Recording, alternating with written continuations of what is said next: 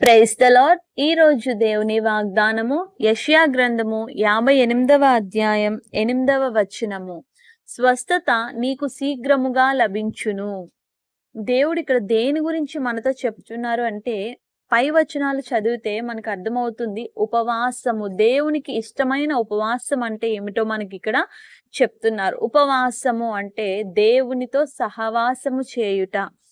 మనం ఉపవాసం ఉండి ఏదో తిండి మానేసి మన పనులు మనం చేసుకుంటే అది నిజమైన ఉపవాసము కాదు గాని, ఉపవాసం ఉండి దేవుణ్ణి ప్రార్థిస్తూ, ఆయన్ను ఆరాధిస్తూ, ఆయనలో గడపడమే నిజమైన ఉపవాసము. అలాగే ఇక్కడ చెప్తున్నారు చూడండి, నీ ఆహారము ఆకలి గొనిన వారికి పెట్టుటయు, నీ రక్త సంబంధికి ముఖము తప్పించుకుండుటయు, దిక్కుమాలిన బీదలను నీ ఇంట చేర్చుకొనుటయు, వస్త్రహీనుడు నీకు కనబడినప్పుడు వానికి వస్త్రమునిచ్చుటయు, ఇదియే గదా నాకిష్టమైన ఉపవాసము అని అంటున్నారు. దేవునికి ఇష్టమైన ఉపవాసము అదండి. అలాగు మనము చేస్తే దేవుడు ఏం చెప్తున్నారు, నీ వెలుగు వేకువ చుక్క వలె ఉదయించును, స్వస్థత నీకు శీఘ్రముగా లభించును అంటున్నారు.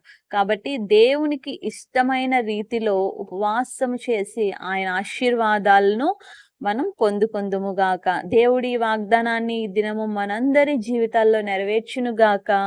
ఆమేన్.